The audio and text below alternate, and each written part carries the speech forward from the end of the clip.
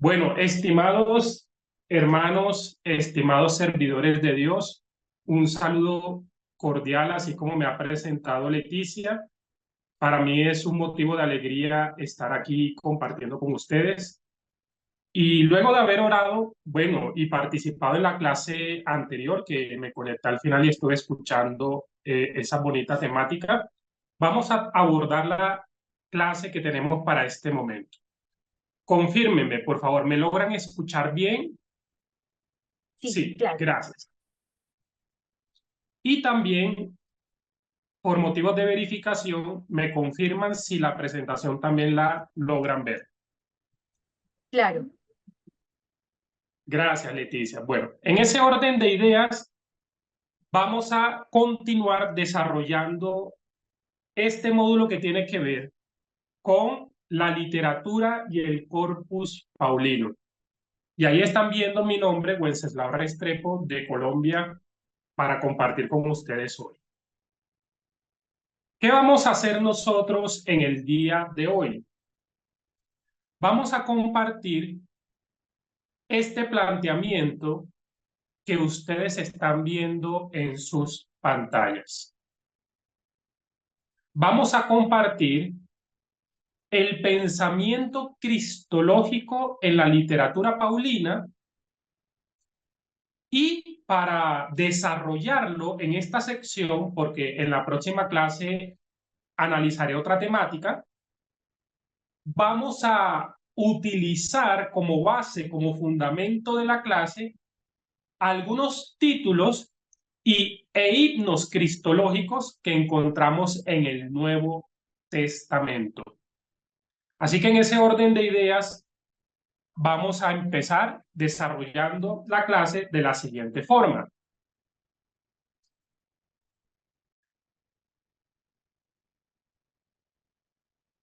Nosotros en el Nuevo Testamento, y es un texto conocido por todos, tenemos un pasaje de Pablo que nos presenta este llamado, que nos desafía con este llamado. Y yo sé que para todos ya nos podemos remitir al texto bíblico, y es el famoso pasaje que nos habla sobre la convocatoria que Dios nos hace a su pueblo a crecer a la estatura de Cristo. Entonces, dado que vamos a hablar de esta temática, quiero comenzar diciéndoles esto. Dios se está trazando un proyecto en Cristo de construir una nueva humanidad. Escuchen bien, un nuevo proyecto en Cristo de construir una nueva humanidad. Y esa nueva humanidad reúne esta característica que estoy colocando ahí en pantalla. Una humanidad que se está desarrollando, y voy a utilizar esta expresión, así como en el vientre de la madre el bebé se forma hasta que nace, ¿verdad? Y se desarrolla justo para ya poder nacer. Dios está formando un pueblo, Dios está formando una humanidad, y la humanidad tiene que alcanzar esta estatura. ¿Listo? En ese orden, voy a presentarles los dos textos que nos van a servir para el desarrollo de esta primera clase. Efesios capítulo 4, versículo 13, y también, ahí ustedes ven en pantalla, Filipenses capítulo 2, versículo 5. Efesios nos representa el llamado y la meta que nosotros debemos alcanzar. ¿Sí? Filipenses capítulo 2, versículo 5, y no solamente voy a mirar el 5, sino que voy a mirar el 6 en adelante, pero voy a quedarme inicialmente con el 5, nos presenta el cómo lograrlo. Lo voy a decir una vez más. Efesios nos está poniendo la tarea, nos está presentando la meta, y Filipenses nos va a decir el cómo lograrlo. Siendo así, comenzamos entonces. Efesios capítulo 4, versículo 13. Voy a utilizar diferentes versiones bíblicas para desarrollar la temática. En la nueva versión internacional dice el texto de la siguiente forma. De este modo, todos llegaremos a la unidad de la fe y del conocimiento del Hijo de Dios. Y miren que dice en esta versión, a una humanidad perfecta, que se conforme a la plena estatura de Cristo. Yo no sé si a ustedes les llena de una gran expectativa y de una gran fascinación decir, yo quiero ser parte de esa humanidad, ¿sí? Yo quiero ser parte de ella. Bueno, en la Biblia de las Américas dice así el texto, hasta que todos lleguemos a la unidad de la fe y del pleno conocimiento del Hijo de Dios, a la condición de un hombre maduro. Aquí, así que esta versión, en vez de decir la palabra perfecta, prefiero utilizar la expresión un hombre maduro, a la medida de la estatura de la plenitud de Cristo. Muy bien. Resulta que en griego, el texto que les he citado de Efesios capítulo 4, versículo 13, ustedes lo están viendo en pantalla en color amarillo, dice, is andra telion, is metron iliquias tu pliromatus, tu Christu. Ahí lo están viendo en griego. ¿Y por qué razón yo lo estoy colocando también en griego? Porque aquí estamos viendo unas palabras que son claves. Pedro, ¿tienes la mano levantada para notificarme de algo o ya desde antes la tienes? Profe, una pregunta al respecto del texto. Cuando se está hablando aquí de la unidad de fe, ¿a qué hace referencia exactamente? ¿Capacidad de creer? ¿Doctrina? Vamos a dejar las preguntas al final, ¿sí? Ahí téngala presente, pero ya vamos a responderla. ¿Me la recuerda? ¿Listo? Ok, muy bien. ¿Por qué razón estoy colocando la cita en griego? Porque acá hay unas expresiones claves. Por ejemplo, cuando se estudia filosofía, se habla de la palabra telos en griego para hablar de una finalidad, de un objetivo, de una meta a alcanzar. Y aquí precisamente se está utilizando una palabra que tiene la misma raíz, is andra telion, de telos. Es decir, aquí nos está presentando el texto bíblico en sí con las expresiones que utiliza en el griego, que esta es una finalidad a alcanzar. ¿Listo? Muy bien. Entonces, luego de presentar esta meta, vamos a citar Filipenses 2:5 y vamos a empezar a desarrollar el cómo.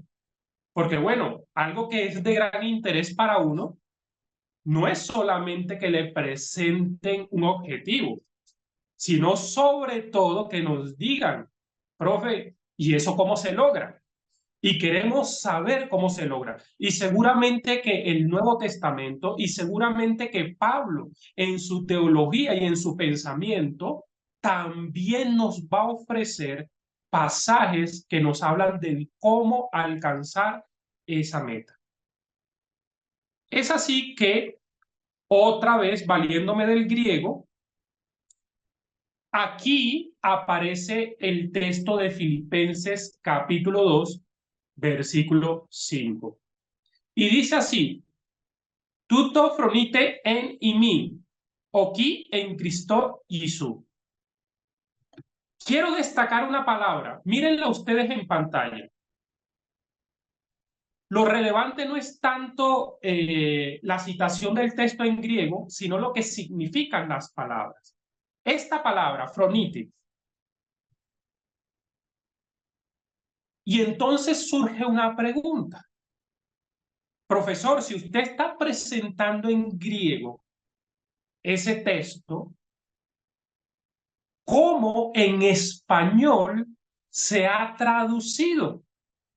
¿Cómo en español se nos ha presentado la idea que Pablo pretende mostrarnos en este pasaje? tengo que decirles algo con toda sinceridad. Esta palabrita que ustedes están viendo destacada en rojo tiene un significado amplio, tiene unos matices particulares. Y dado lo que les estoy presentando, las diferentes versiones bíblicas en español van a ofrecer una traducción diversa, tratando de atinar en lo que nos quiere decir esta expresión fronit. Siendo así, miren lo que dicen las diferentes versiones que les estoy presentando en español. La Biblia de las Américas, por ejemplo, la Biblia de las Américas dice, haya pues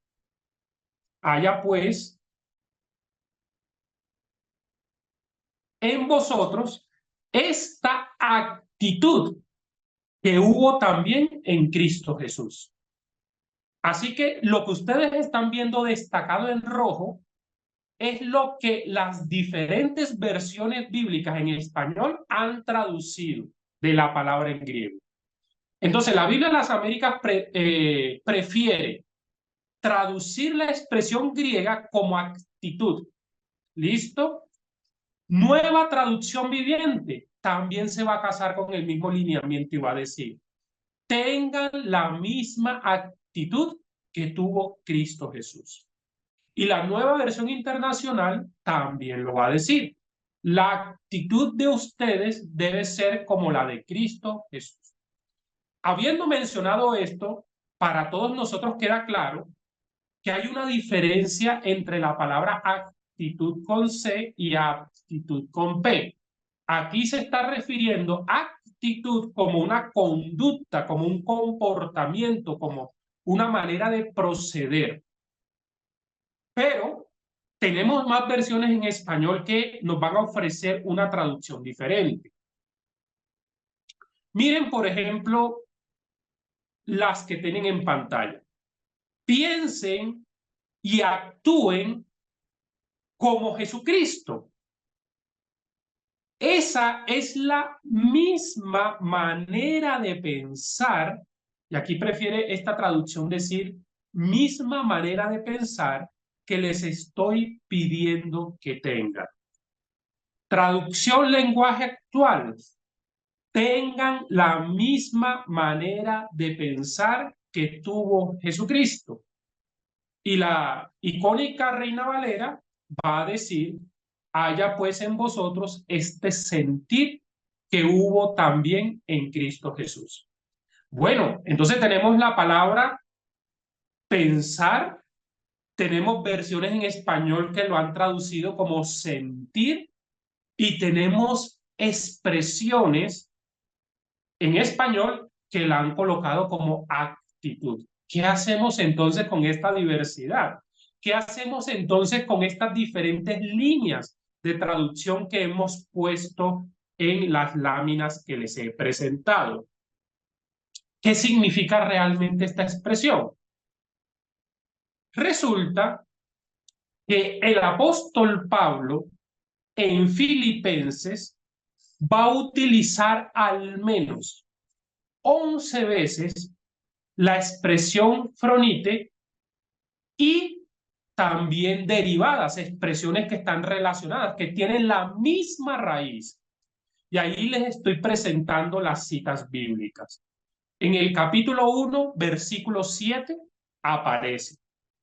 En el capítulo 2, versículo 2, donde Pablo va a decir que entre los cristianos debemos sentir una misma cosa, debemos tener un mismo sentir. En el capítulo 2, versículo 2 aparece 2 veces. En el versículo 5, que es el texto que hemos leído. En el capítulo 3, versículo 15, aparece 2 veces.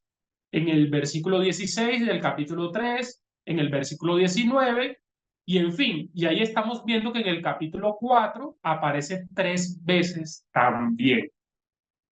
Entonces, todo para señalar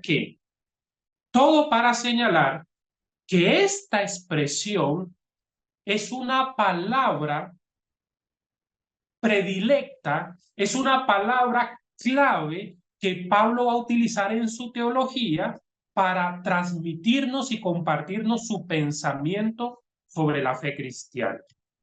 ¿Qué significa entonces esta palabra?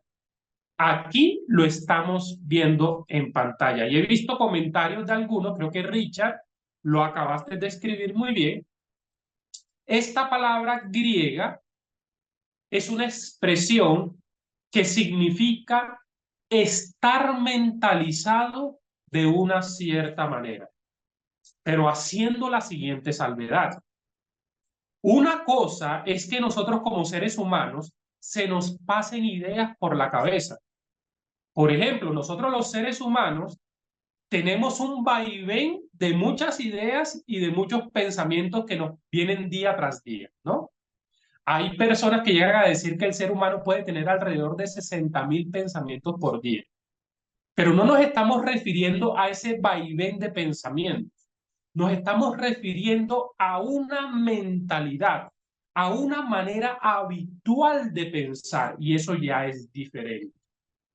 Por esa razón, yo quiero también presentarles por qué razón la palabra que aparece en Filipenses 2:5 se debe traducir como una mentalidad, entendiéndolo tal como lo estoy explicando.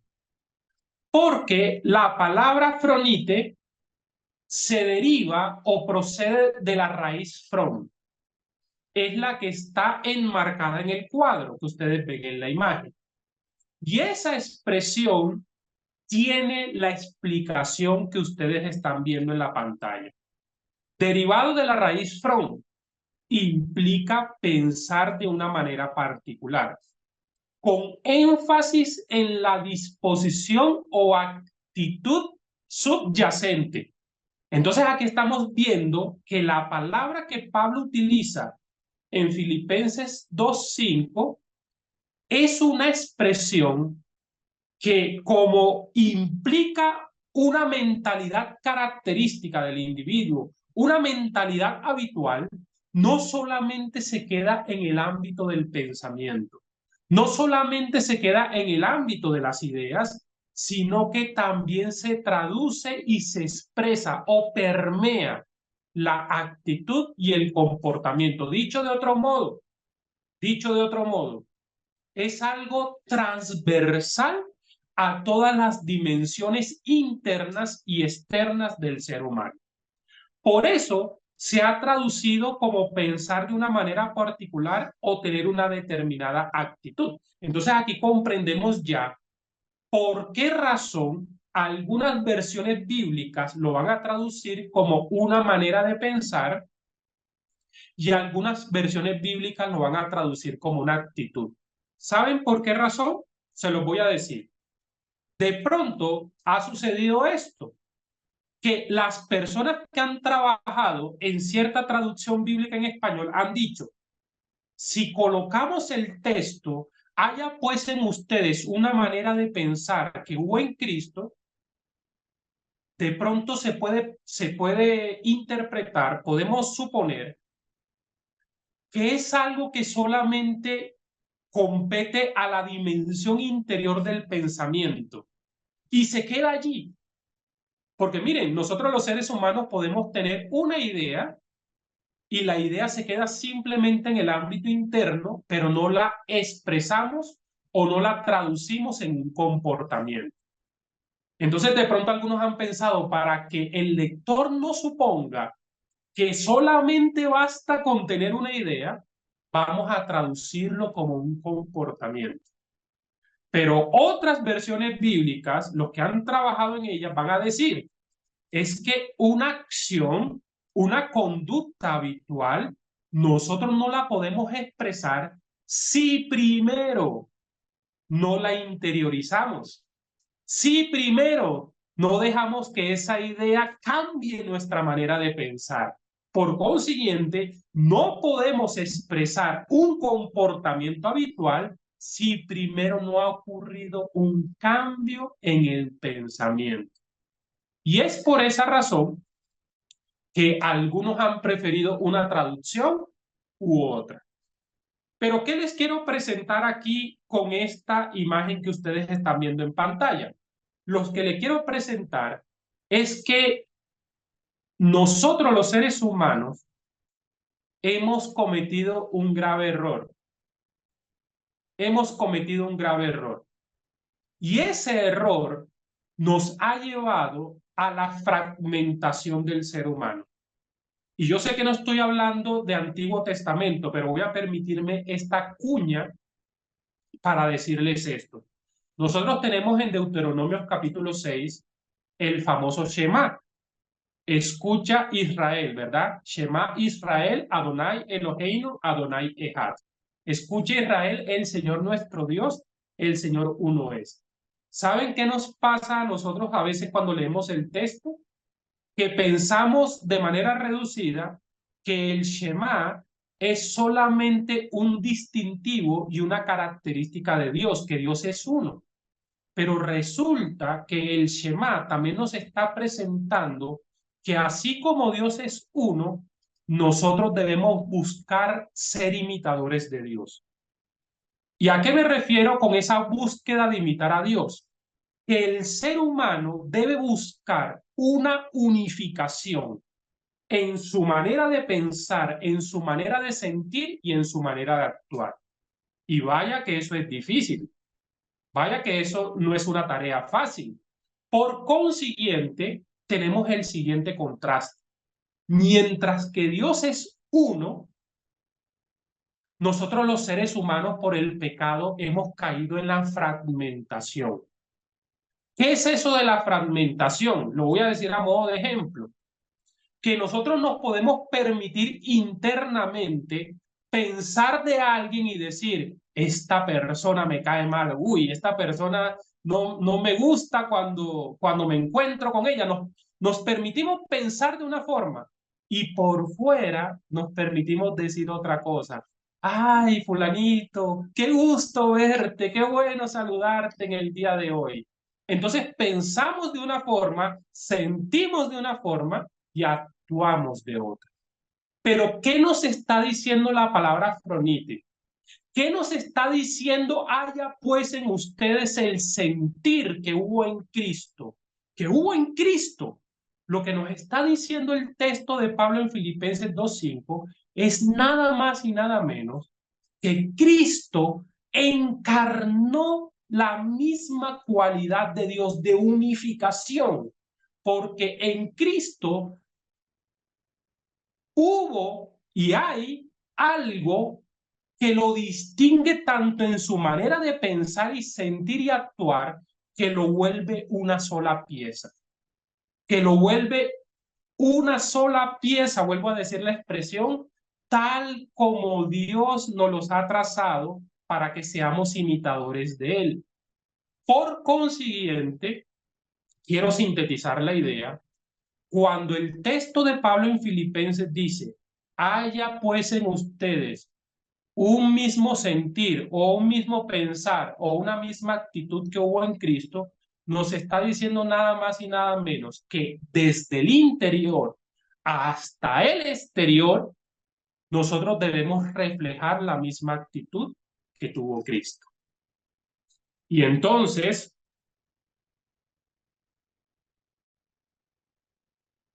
aquí viene lo siguiente.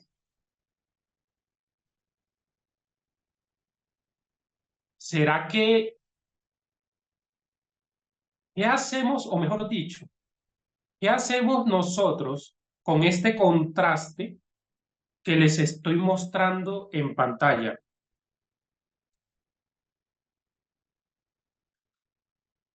Nosotros los seres humanos, y sobre todo el pueblo de Dios, por ahí también vi que Richard escribió ese comentario, necesitamos enfatizar y necesitamos dimensionar a plenitud ese proyecto de Dios llamado metanoia. Jesucristo en su predicación misma lo dijo. Mateo capítulo 4, versículo 17. Desde entonces comenzó a predicar y a decir, arrepentíos, porque el reino de los cielos se ha acercado. Y esa palabra en español, arrepentíos, nosotros la hemos entendido simplemente como un lamentarse por, ¿sí? La hemos entendido en términos negativos. Me lamento por las faltas que he cometido. Pero resulta que la palabra metanoia es una palabra positiva y propositiva, porque la palabra metanoia significa nada más y nada menos un cambio de mentalidad. Y tiene la misma implicación que lo que estamos presentando aquí. Un cambio de mentalidad que cambia también la manera de sentir y que cambia también la manera de comportar. Por consiguiente, si nosotros, el pueblo de Dios, queremos tener comportamientos constructivos, queremos tener comportamientos edificantes, queremos en nuestro exterior reflejar la conducta de Cristo Jesús, debemos también reconocer que la dimensión emocional y la dimensión del pensamiento, Dios debe trabajarla en nosotros. Porque de otra manera no va a ser una manera habitual de proceder tal como la hubo en Cristo Jesús. Así que, ¿cuál es la actitud o cuál es la mentalidad que tuvo Cristo Jesús? Para desglosar ese tema y hablar de ello, yo he seleccionado otra vez de Filipenses el resto de versículos. Ustedes saben muy bien que en hermenéutica se nos plantea una verdad, se nos plantea una idea, y es que para nosotros poder interpretar un texto, debemos interpretarlo a la luz del contexto. Entonces, si estamos interpretando Filipenses 2:5, pues una manera de acertar en la explicación del texto es analizarlo en el contexto literario, es decir, en los versículos anteriores y en los versículos subsiguientes. Así que el himno cristológico que les estoy colocando, nada más y nada menos, es la continuación, porque viene a expresarse desde los versículos 6 hasta el versículo 11. Y quiero pedirles el favor a alguien voluntariamente que me ayude leyendo el texto que ven en pantalla. ¿Quién Yo lo lo puedo quiere leer, hacer? hermano. Yo, Sí, mi hermano, Alexander ayúdame, por Orellana. favor. ¿Qué tal, mi hermano? Ya. Él, siendo en forma de Dios, no estimó el ser igual a Desde el Dios 5, como... desde el 5. Perdón. Haya, pues, en vosotros ese sentir que hubo también en Cristo Jesús. Él, siendo en forma de Dios, no estimó el ser igual a Dios como cosa que aferrarse, sino que se despojó a sí mismo, tomó la forma de siervo y se hizo semejante a los hombres. Más aún, hallándose en la condición de hombre, se humilló a sí mismo, haciéndose obediente hasta la muerte, y muerte de cruz. Por eso Dios también lo exaltó sobre todas las cosas y le dio un nombre que es sobre todo nombre, para que en el nombre de Jesús se doble toda rodilla de los que están en los cielos y en la tierra y debajo de la tierra, y toda lengua confiese que Jesucristo es el Señor, para gloria de Dios Padre. Amén. Amén. Muchas gracias, hermano, por ayudarme con la lectura. Quiero decirles esto y presten atención. No puedo decirlo en términos generales, porque seguramente varios de ustedes lo pueden saber, pero lo voy a decir de la siguiente forma. Cuando leemos pasajes como este, himnos cristológicos, que por cierto en el Nuevo Testamento hay varios himnos cristológicos, vemos este texto, versículo 6. Jesús, él siendo en forma de Dios, esa palabra, forma de Dios, y aquí voy a destacar esta expresión, forma de Dios. En griego, la palabra forma de Dios es la palabra morfé. Y Pablo, en otros pasajes, por ejemplo, Colosenses capítulo 1, versículo 15, segunda a los Corintios capítulo 4, versículo 4, solamente por citarle algunos pasajes, literalmente Pablo va a citar la palabra ícono, de donde viene la palabra ícono, para decir que Cristo es la imagen de Dios. Colosenses 1:15 dice, Cristo es la imagen del Dios invisible. Y utiliza la palabra imagen. ¿Qué les quiero decir con esto? Que Pablo en su teología, ya sea que utilice la palabra morfe o utilice la palabra icon, se está refiriendo a Cristo como la imagen de Dios. Y cuando Pablo utiliza ese concepto, inevitablemente nos debe llevar a nosotros a remitirnos a Génesis. A Génesis cuando Dios crea al ser humano a imagen y semejanza. Entonces, vamos a ver que este pasaje está planteando, escúchenme bien, un contraste o una comparación entre la actitud, la conducta o la mentalidad que tuvo el primer Adán en Génesis y la actitud y mentalidad que tuvo o que tiene Cristo como también la imagen de Dios. Y miremoslo de la siguiente forma.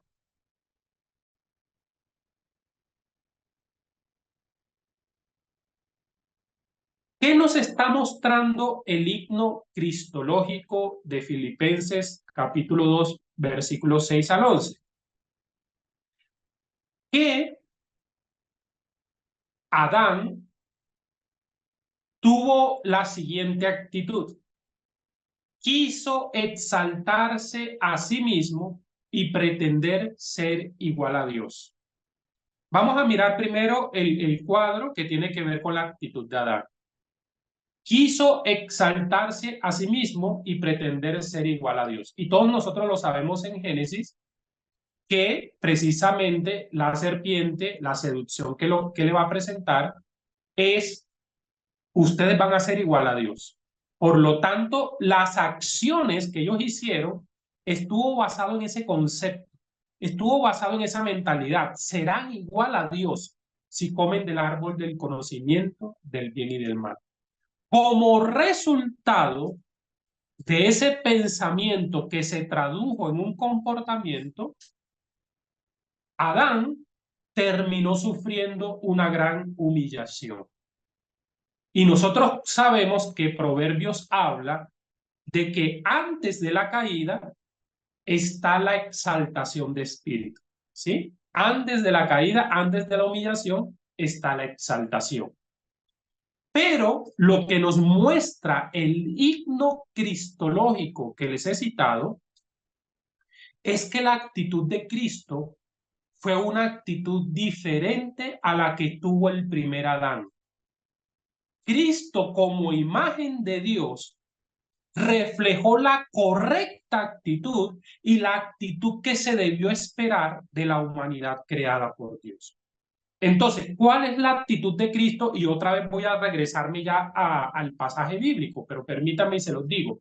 La actitud que nos va a mostrar el himno cristológico del Filipenses 2, 6 al 11 es que Cristo no se autoexaltó.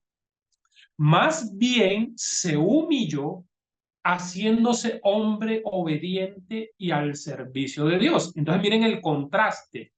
Por esa actitud que tuvo Cristo ante Dios, terminó recibiendo la más grande exaltación. ¿Y cuál es la más grande exaltación? que terminó de siervo de Dios a ser el Señor de todo. Voy a dejar un momento que tomen nota de eso, que les estoy colocando, para regresar al pasaje.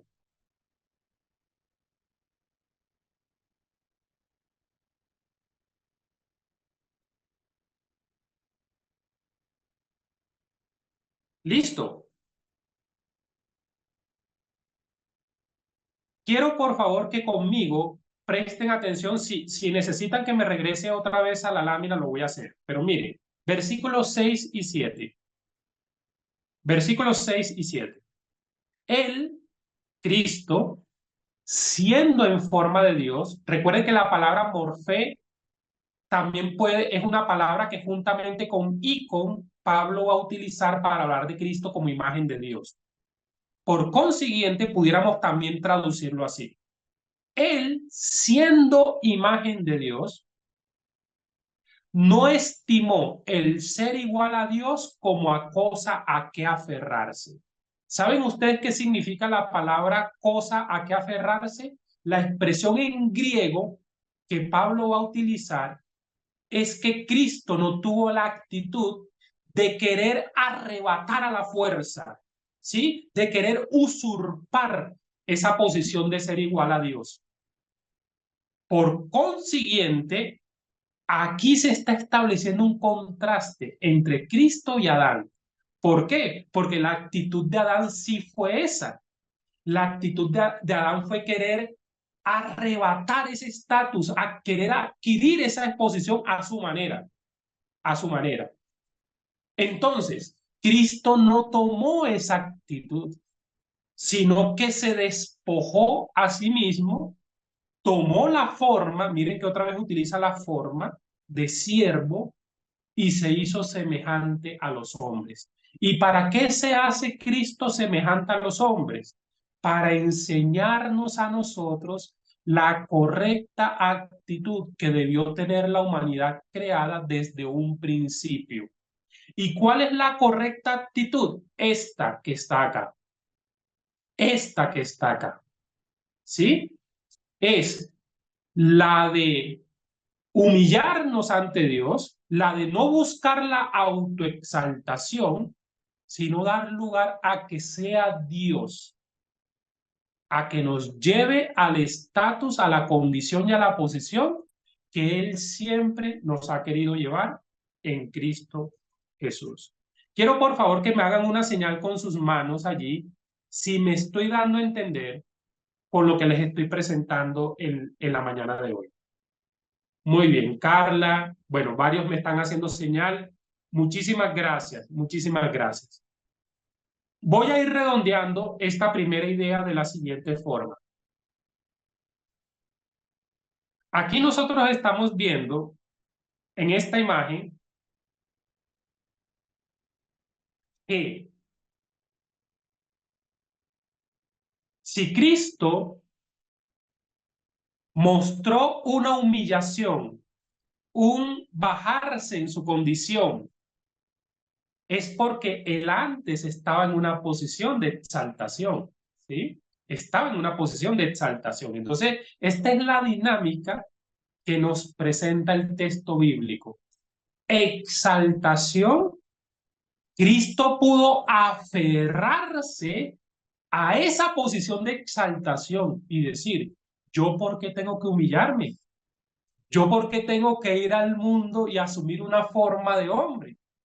¿Por qué tengo que hacerlo? Sin embargo, lo asumió para darle cumplimiento al propósito de Dios como obediencia a Dios, y esa fue la actitud que lo llevó a la exaltación hasta lo sumo, como lo dice la Reina Valera, hasta lo sumo, y lo hizo Señor de todo. Entonces, de esta manera, termino diciéndoles que, grosso modo, lo presentado en este primer bloque nos permite ver el contraste de la actitud que tuvo el primer Adán y la consecuencia que ello tuvo, y la actitud que Cristo ha tenido y cómo Dios lo llevó a esta exaltación que estamos viendo en pantalla. Así que una vez más voy a tomar el texto de Filipenses 2:5. Haya pues en vosotros, haya pues en nosotros ese fronite que hubo en Cristo Jesús, esa mentalidad, ese sentir, ese comportamiento que hubo en Cristo Jesús. ¿Y cuál es ese comportamiento que hubo en él? Aquí lo estamos viendo.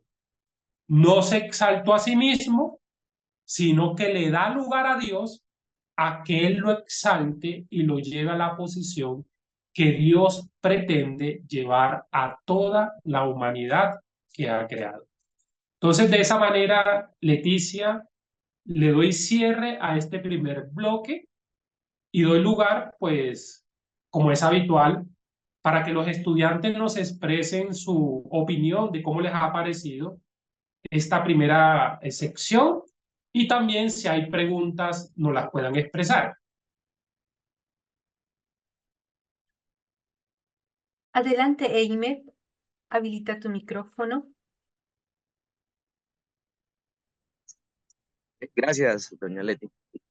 Profe, saludos. Saludos. Bueno, o sea, al principio dijo pues del propósito, más o menos así, de la construcción de una nueva humanidad en Cristo. No, Sí, tenía señor. tengo una curiosidad. ¿Ese concepto de humanidad se expresa en términos genéricos o se habla de un humano en términos específicos? Bueno, gracias. Eimer, ¿verdad? O Elmer. Eimer. Eimer, sí. Sí, gracias por lo que dices. Bueno, lo digo humanidad, entendiendo lo que, quiénes son los que van a heredar los nuevos cielos y la nueva tierra. ¿Quiénes son los que van a alcanzar y van a lograr esa herencia final que Dios nos promete en Cristo? Y como resultado de lo que te digo, pues estamos hablando de un grupo de personas que nada más y nada menos van a encarnar, voy a decir esa palabra, van a encarnar esa humanidad que Dios siempre se trazó que fuera, la que Dios en el plan original pretendió. Así que sí, va a ser una humanidad la que va a heredar esa nueva creación. Aquí me adelanto en algo que voy a tocar en el siguiente bloque, pero es toda una humanidad y por esa razón el término es oportuno de esa manera presentar. Pedro. Sí, profe, dos cositas. La primera es si es tan amable, no alcancé a captar la palabra en griego de forma de Dios. Esa no la capté. Y la No la segunda era tengo la aquí. misma. Y la Sí, segunda era si a esto era que hacía referencia hasta la unidad de la fe, que ahí había hecho la pregunta. bueno, muy bien, muy bien.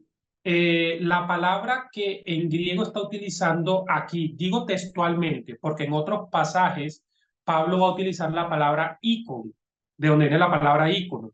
Por esa razón, Pedro, si tú consultas pasajes como Colosenses 1:15, por ejemplo, en Biblias católicas, en versiones católicas, tú vas a ver que traducen algunas, van a traducir, Cristo es el ícono de Dios. ¿Ya? Entonces, para que entiendan por qué traducen de esa forma. Resulta que en el versículo 6, la palabra forma es morfé. Morfé.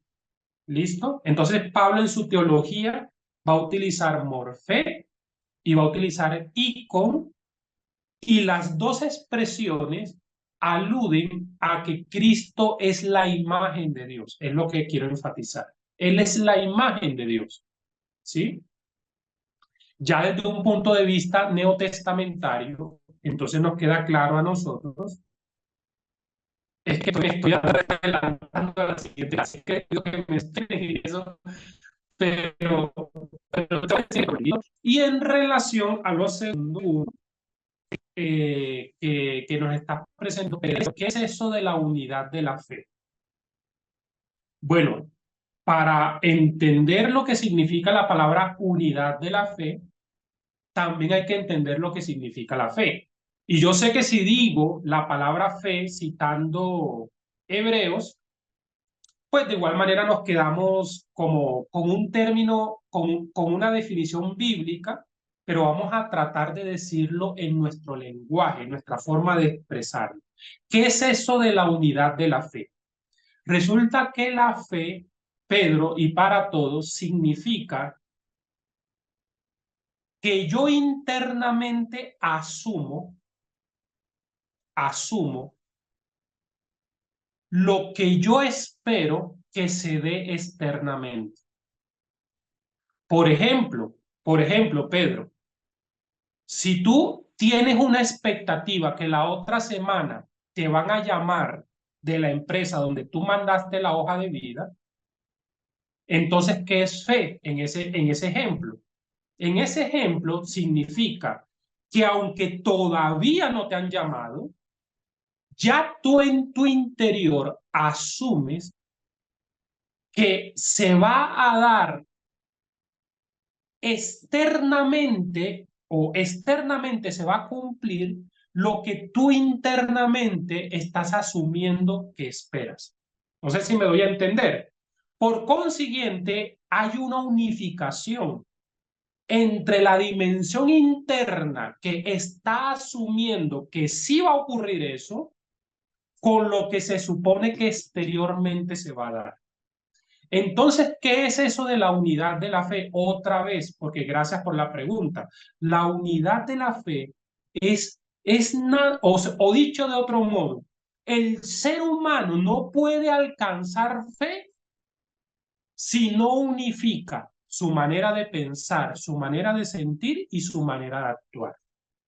No vamos a poder alcanzar fe si no unificamos esas dimensiones interiores y exteriores del ser humano.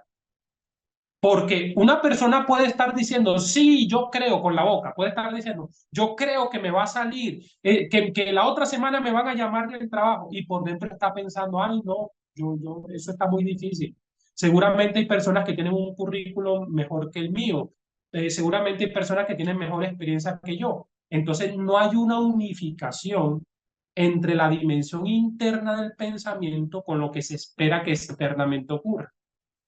Así que una vez más, la palabra fronite, eso que hubo en Cristo Jesús, es nada más y nada menos lo que nos va a llevar a que alcancemos la fe. La fe solamente se logra cuando el ser humano unifica lo que piensa en su interior con lo que se supone que en lo exterior se va a dar. De otra manera, no va a haber unidad de la fe. Y esto va a ser algo que va a caracterizar masivamente a esa nueva humanidad en Cristo. Dicho de otro modo, se acabó la fragmentación. Se acabó ese sabotaje en el que caemos el ser humano, de estar pensando una cosa y sintiendo una cosa y haciendo otra cosa. Eso se va a acabar. Dios va a remediar esa fragmentación en la que hemos caído como resultado del pecado. Richard. Sí, estaba leyendo el versículo 2 de Filipenses 2, donde Pablo dice, completad mi gozo sintiendo lo mismo, sintiendo, y donde entiendo que ese sintiendo vuelve y utiliza el mismo fronate, Sí. sintiendo el mismo amor, unánimes, sintiendo, vuelve a utilizar Hay sintiendo. otra vez. Esa palabra también es la misma. Es la Sí. misma, esa es fronuntes, tengo entendido. Sí. Entonces creo que Pablo, aparte de apuntar al corazón del individuo al hablarle a la comunidad, a la iglesia de Filipenses, creo que está tratando de arreglar ahí como unos temas de disensiones que habían entre ellos, diciéndole, hombre, ¿por qué están agarrados si somos creyentes en Cristo Jesús? A ver, miremos a Cristo, miremos su ejemplo y busquemos la palabra que utiliza él, es que estar unánimes en amor, y lo desarrolla a través de la obediencia, de la humillación y inclusive de la muerte a través de la imagen de Cristo, ¿no?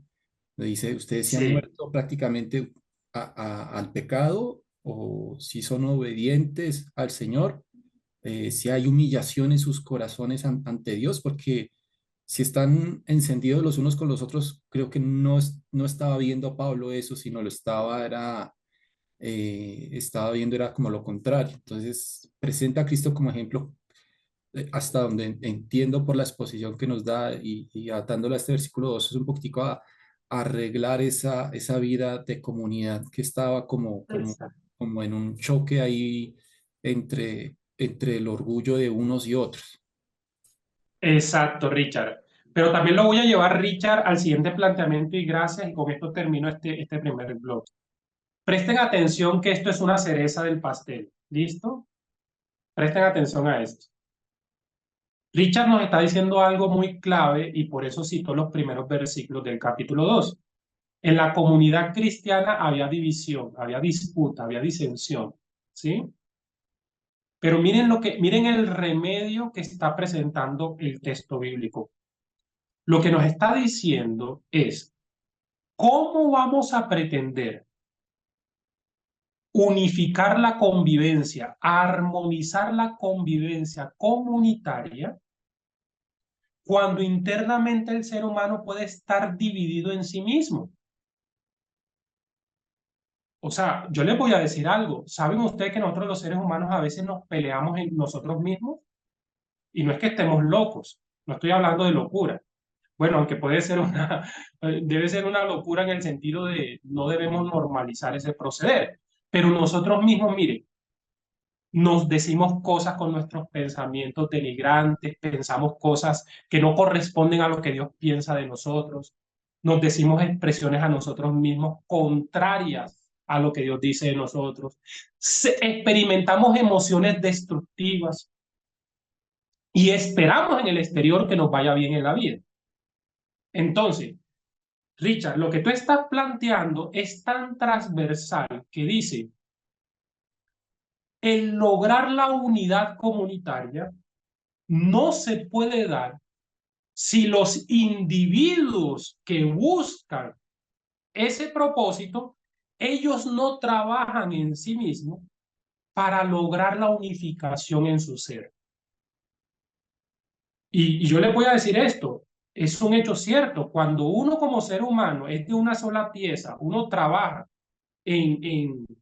tanto en su interior como en su exterior, tener ese mismo sentir que hubo Cristo, esa misma actitud que hubo Cristo, eso nos lleva a tener una relación con los demás diferente, nos lleva a tener una relación con los demás más sincera, más auténtica, menos conflictiva, nos enredamos menos a la hora de relacionarnos con los otros. Así que espero que también me haya dado a entender bien con lo dicho y complementando lo que Richard ha expresado. Claro que sí, se busca hacia afuera una armonía con el resto de personas, pero recuerde, si nosotros pretendemos esa armonía en las relaciones comunitarias, la tarea que nos está trazando el texto bíblico es busquemos la armonía nosotros mismos en todas las dimensiones de nuestro ser. Pensar, sentir y actuar. Richard, Vos me dirás, Leticia, ¿cuándo puedo comenzar? Ok, sí, ya empezamos. Richard ha hecho un comentario en el chat y dice adoración. Perdón.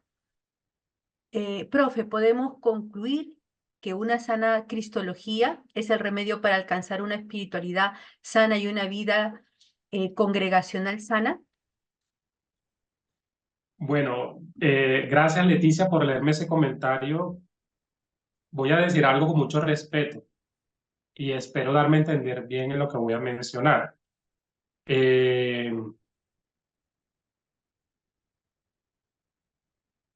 Cuando uno dice estas cosas, pues vuelvo y les digo, de verdad las digo y espero que las podamos entender bien. Frente a lo que comentas, el comentario que leíste, Leticia, y para todos, tengo que decir lo siguiente. La iglesia cristiana podemos caer en un error si reducimos a Cristo como objeto de adoración, pero no ampliamos la visión, y por cierto, el Nuevo Testamento así lo va a decir, que Cristo es sujeto de seguimiento e imitación. Pues nosotros vemos en los evangelios que el llamado que Cristo hace es a seguir, ¿sí? A seguirle. Y también vemos precisamente en el pensamiento paulino que Pablo va a decir: sean imitadores de mí como yo soy de Cristo.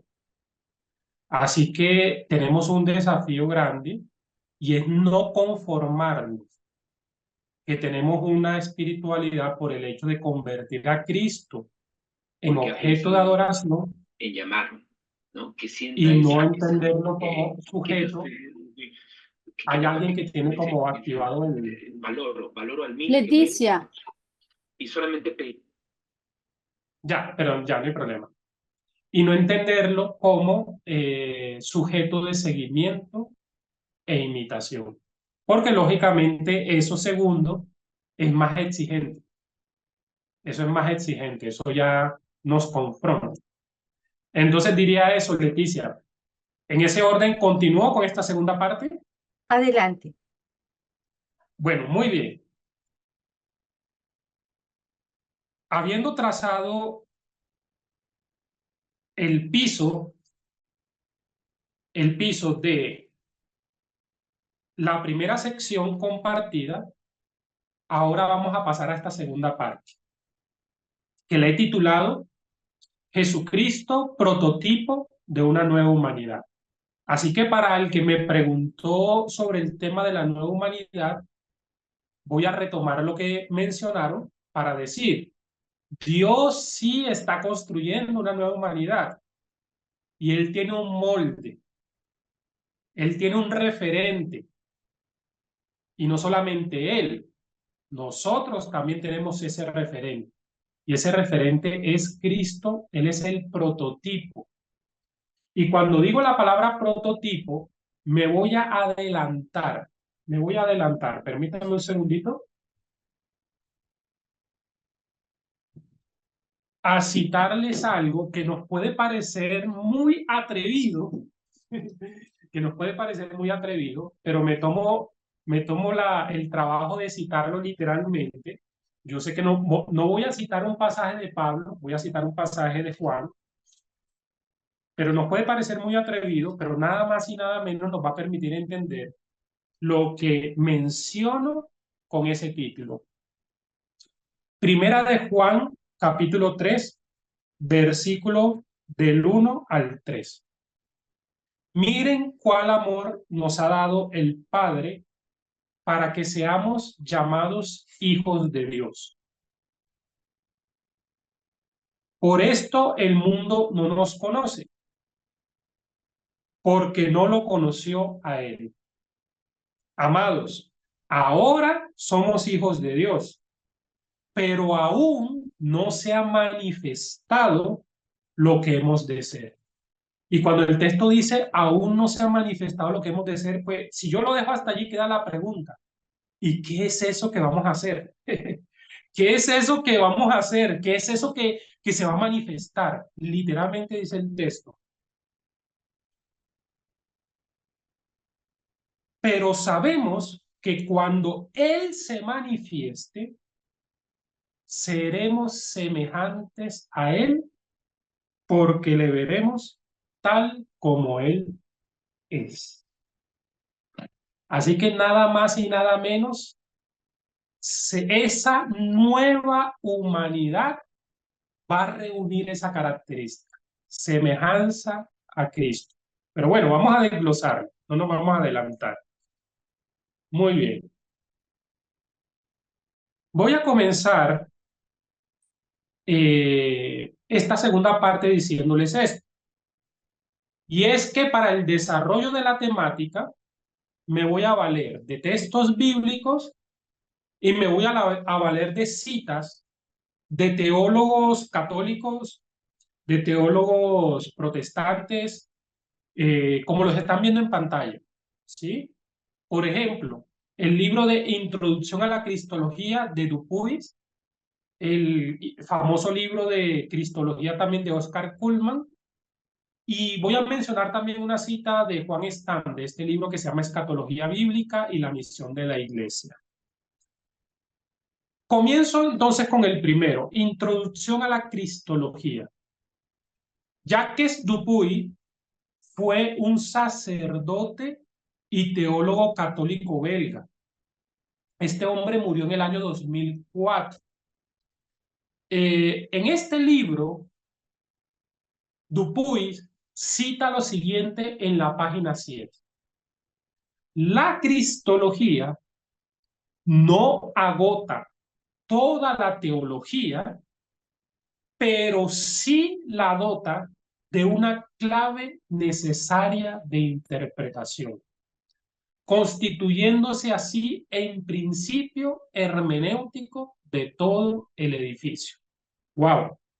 Vaya declaración, me parece muy bonita, muy diciente, muy fundamentada, ¿no? Sabemos nosotros que en teología nosotros podemos agotar antropología, en fin, diferentes temas, pero lo que nos está diciendo este teólogo belga es que la cristología es ese piso que nos va a permitir dar unas claves necesarias de interpretación de cualquier otro tema que querramos tratar en la Biblia. Oscar Cullmann, este teólogo que ya pues no es belga, este teólogo fue un teólogo protestante del siglo XX, este hombre fue francés, ya estamos hablando aquí de un teólogo francés, que por cierto este hombre fue profesor de teología de la Universidad de Basilea de Suiza y también en la Universidad de Sorbona en París. Es conocido Oscar Cullmann por sus trabajos en cristología, por los estudios de cristología. Y en este libro, llamado Cristología del Nuevo Testamento, va a decir lo siguiente. El apóstol Pablo ofrece la cristología más desarrollada del cristianismo primitivo.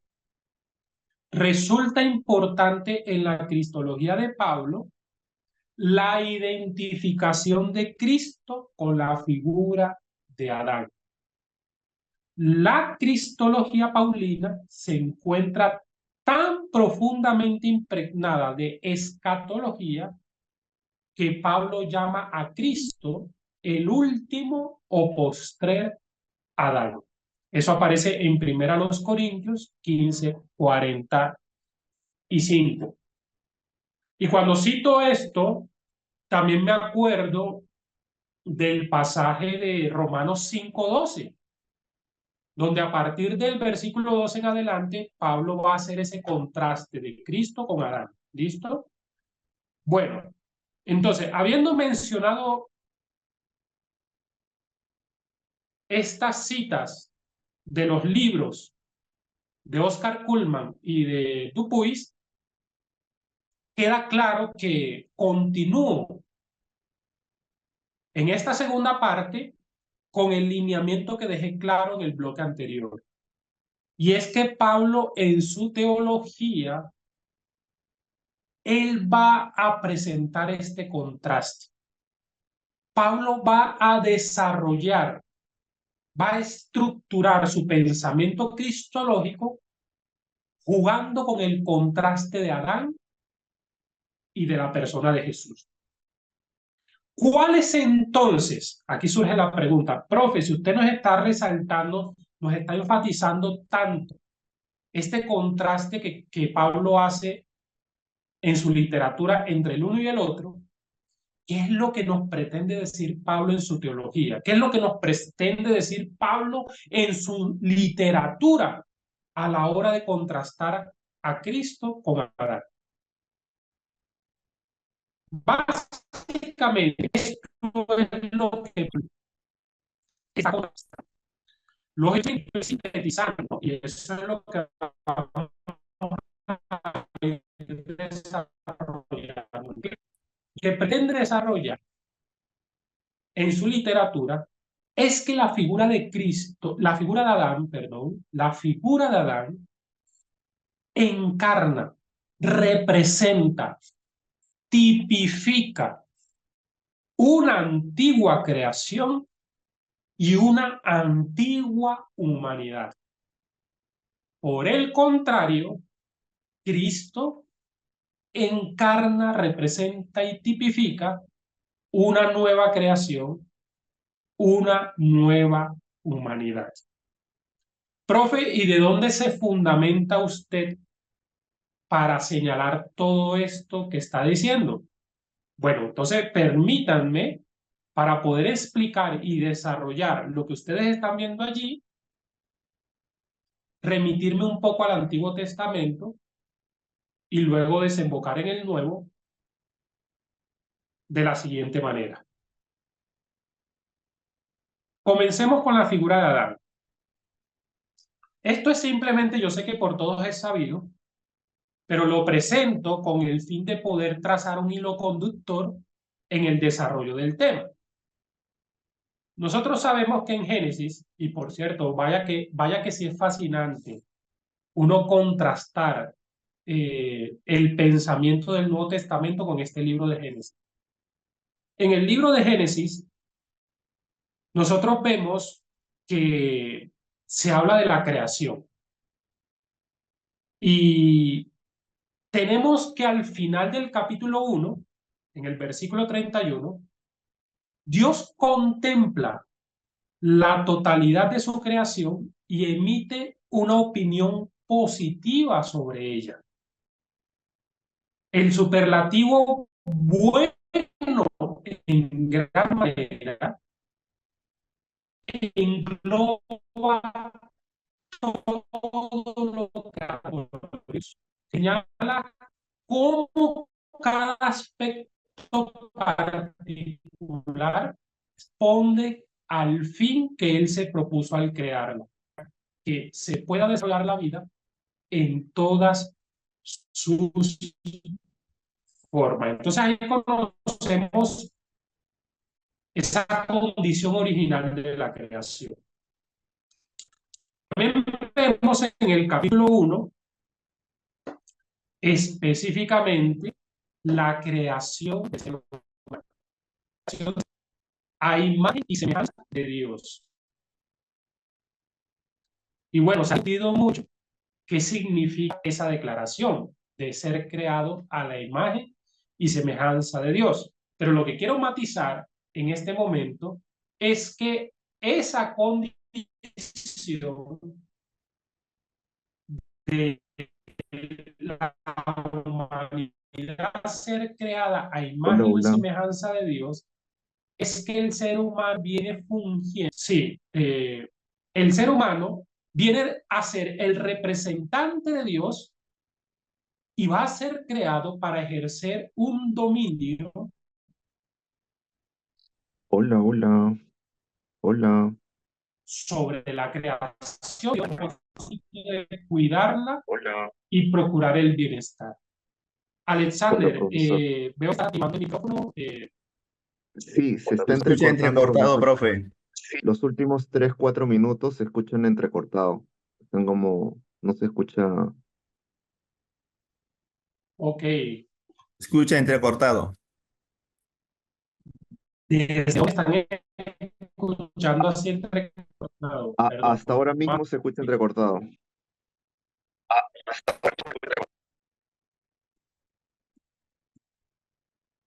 Hola, hola, ¿me escuchan?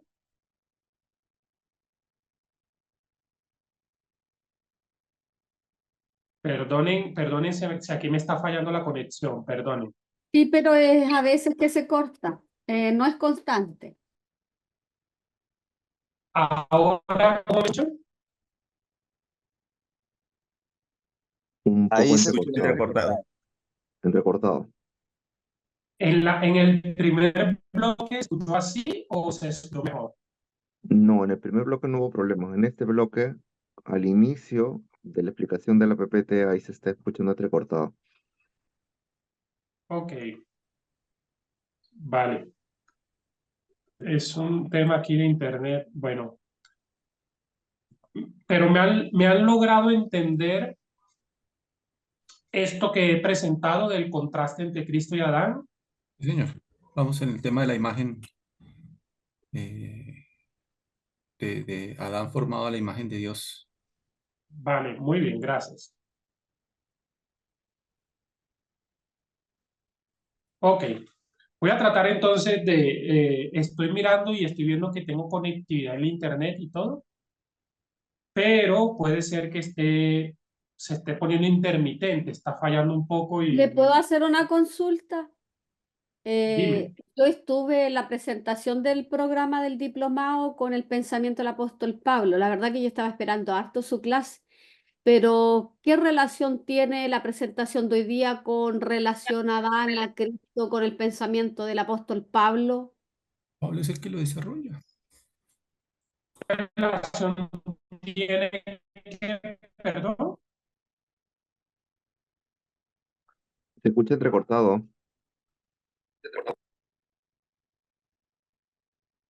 Perdón, ¿qué relación tiene?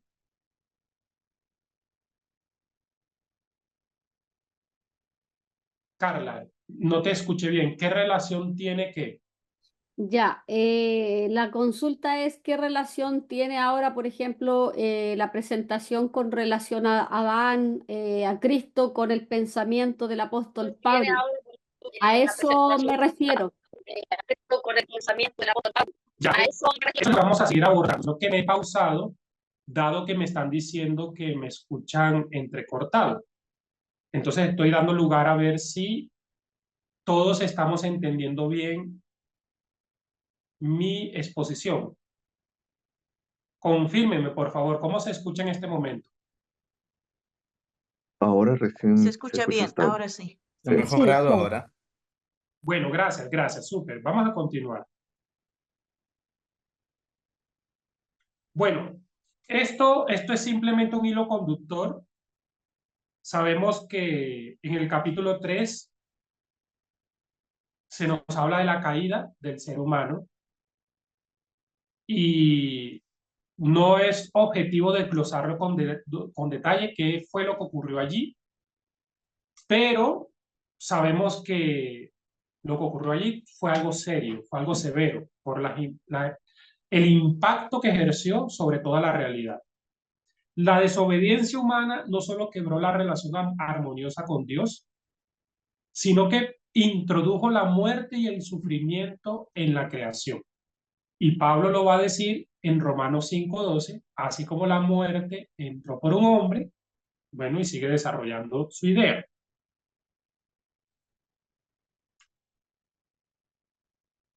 Por lo tanto, desde ese acontecimiento hasta nuestros días, viene ocurriendo esto. Adán vivió 130 años y engendró un hijo a su semejanza, conforme a su imagen, y le puso por nombre Set. Entonces, ¿qué viene pasando desde entonces? Desde entonces, toda la humanidad encarna y arrastra la condición caída de este Adán primero, ¿sí? Y la evidencia de ello, pues es obvia que en nuestro tiempo todo lo que estamos viviendo, pero también en el libro de Génesis se relata, es que desde el mismo Génesis en los capítulos siguientes se empieza a relatar toda la problemática que generó entre el ser humano la caída que se produjo. El drama de la caída se empieza a hacer evidente entre la historia o en la historia de Caín y Abel. La rebelión de los seres humanos contra Dios nunca es un hecho aislado. A ella le siguen inevitablemente la enemistad y la violencia de unos contra otros. Por esa razón,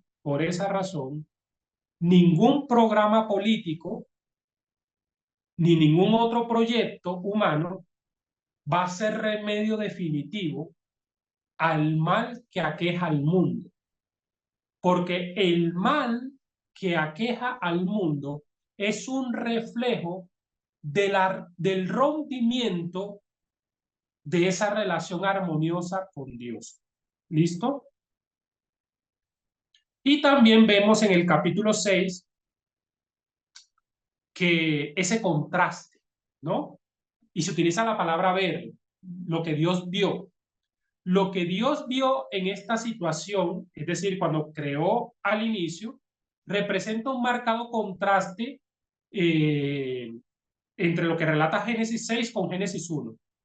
En aquel momento, en Génesis 1, Dios concluyó que todo lo que había hecho era bueno en gran manera. O sea, Dios vio y dijo, todo está bien.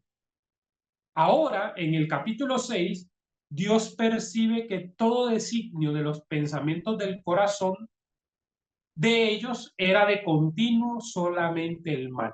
La comparación sirve para poner de relieve la magnitud del pecado. Ok.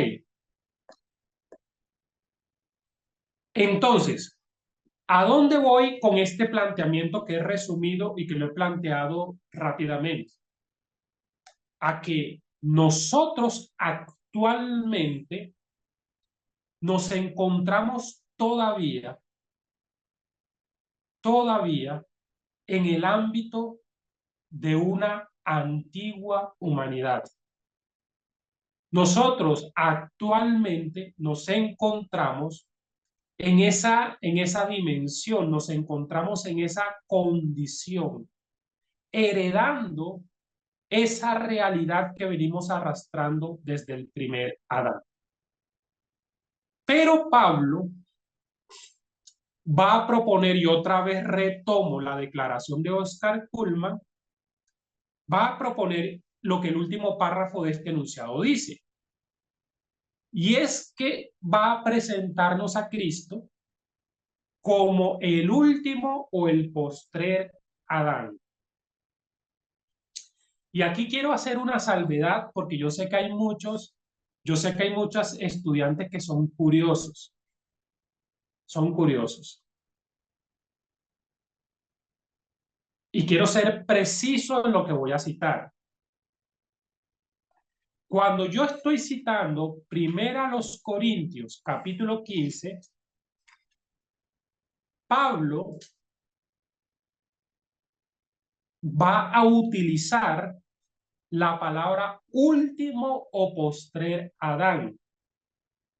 Pablo no va a utilizar la palabra segundo Adán. Escúcheme bien.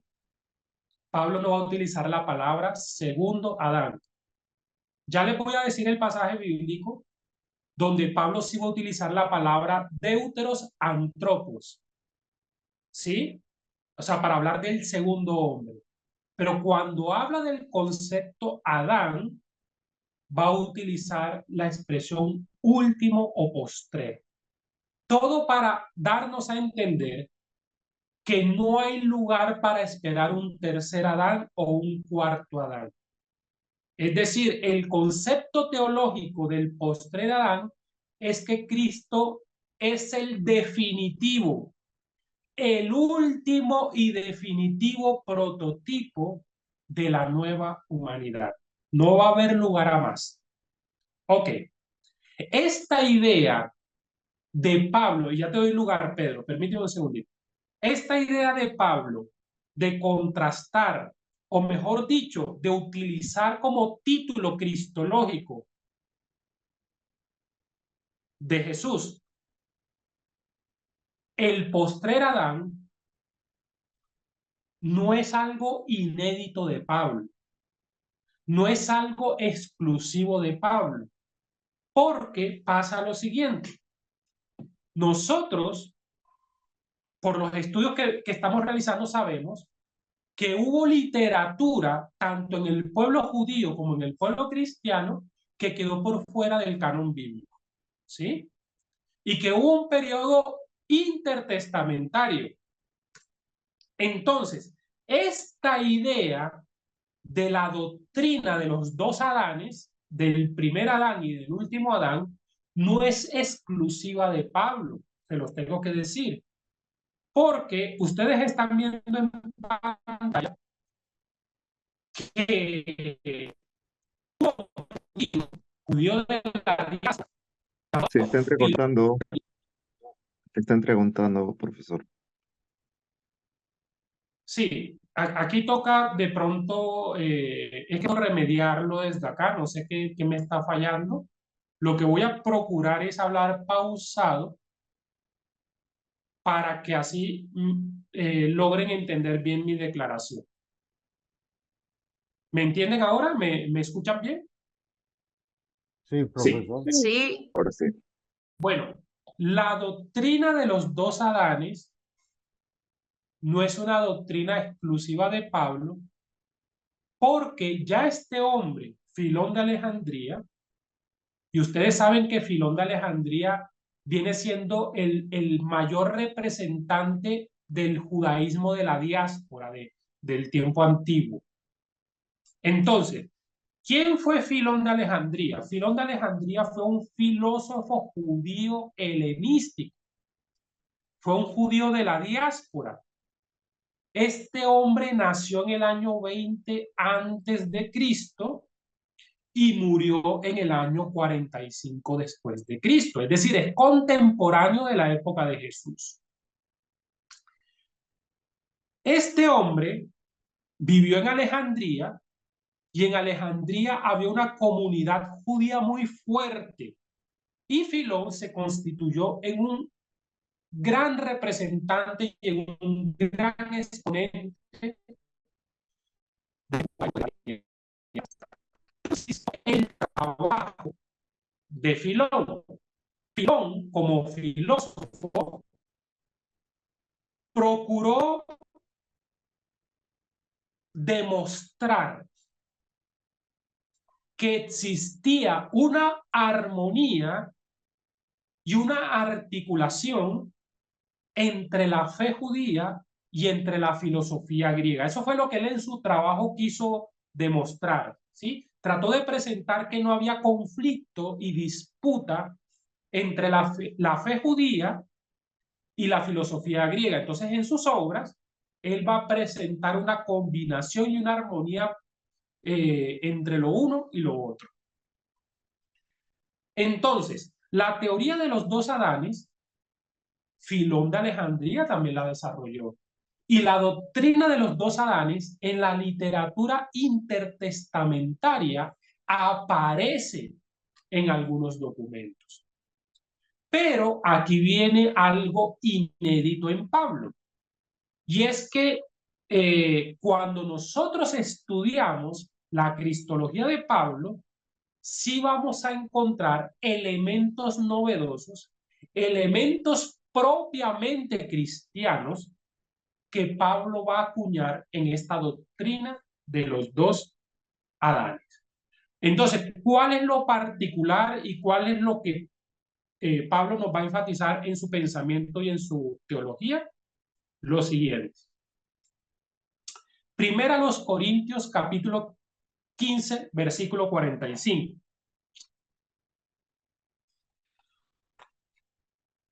Aquí los estoy citando en dos versiones diferentes. ¿Quién me quiere ayudar a leer el texto mientras yo busco aquí un pasaje para ustedes? Así también está escrito, el primer hombre, Adán, se convirtió en un ser con vida. El postrer Adán, un espíritu que da vida. Así dice la escritura. El primer hombre, Adán, se convirtió en un ser viviente, pero el último Adán se convirtió en espíritu que da vida. Muchas gracias, Humberto, por ayudarme. Entonces, enfatizo, destacando en rojo, Pablo literalmente dice la palabra primer Adán. Miren, en griego, protos Adán. Aquí me equivoqué en esta parte de aquí, ya lo voy a corregir. Aquí en vez de colocar aquí antropos, vamos a colocar también la palabra Adán. ¿Listo? Entonces, en el versículo 45, Pablo va a decir la palabra en griego, protos Adán, primer Adán. un ser con vida. Y también va a decir en el mismo pasaje, es Hatos Adán, o escatos Adán. Y nosotros sabemos que la palabra escatos viene de la palabra que significa último, final, ¿sí? De donde procede la palabra escatología. Entonces, primer y último Adán. Así que el título cristológico que Pablo nos va a presentar en su literatura no es de Cristo como segundo Adán. Yo sé que a veces, incluso cuando hablamos, podemos decir que Cristo es el segundo Adán. No, porque si uno dice el segundo, es como si diera lugar a que viniera un tercero. No, Pablo va a decir la palabra eschatos, último, definitivo. Pero hago la siguiente salvedad. Si nosotros leemos el versículo 47, se lo voy a leer a ustedes, Pablo va a decir, el primer hombre es de la tierra, pero cuando dice el primer hombre va a decir la palabra protos antropos. El segundo hombre es deuteros antropos, es el Señor y es del cielo. Pero entonces ahí no utiliza la palabra deuteros Adán, sino que utiliza segundo hombre. ¿Listo? Muy bien.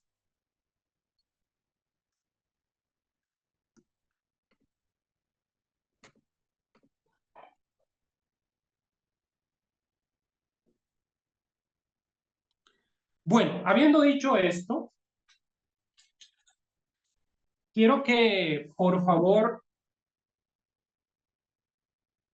leamos, y no lo vamos a leer desde el versículo 20, lo vamos a leer desde el versículo 21, lo vamos a leer desde el versículo 20.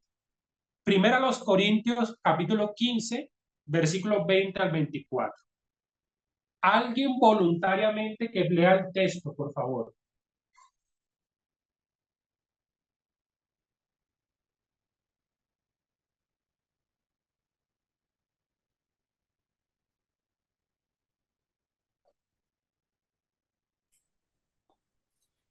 Primera de Corintios 15, 20, 24 dice, mas ahora Cristo ha resucitado de los muertos, primicias de los que durmieron es hecho. Porque por cuanto la muerte entró por un hombre, también por un hombre la resurrección de los muertos. Porque así como en Adán todos mueren, también en Cristo todos serán vivificados, pero cada uno en su debido orden. Cristo, las primicias, luego los que son de Cristo, en su venida. Luego el fin, cuando entregue el reino de Dios y Padre, cuando haya suprimido todo dominio, toda autoridad y potencia. Muchas gracias, Richard. Muchas gracias. ¿Lograron escuchar bien a Richard la lectura? ¿Se le escuchó bien? Sí. Bueno, muy bien. Nuevamente presten atención porque les voy a citar el versículo 21 y 22. Pues por cuanto la muerte entró por un hombre, también por un hombre la resurrección de los muertos. Así como en Adán todos mueren, en Cristo todos serán vivificados. Escúchenme bien. ¿Saben cuál es la esperanza que nos trae este postrer o este último Adán? Se lo voy a decir de la siguiente forma. La razón por la cual Cristo experimentó la resurrección de los muertos es porque exactamente lo que le ocurrió al prototipo es lo que se espera que le va a ocurrir al pueblo de Dios, a todos aquellos que creen en Cristo. ¿Y qué es la resurrección de los muertos? Nada más y nada menos que la superación definitiva de la muerte. Así que leámoslo en esta clave. Así como en Adán vino la muerte, en Cristo, el postrer Adán, se erradica de manera definitiva la muerte, se supera de manera definitiva la muerte.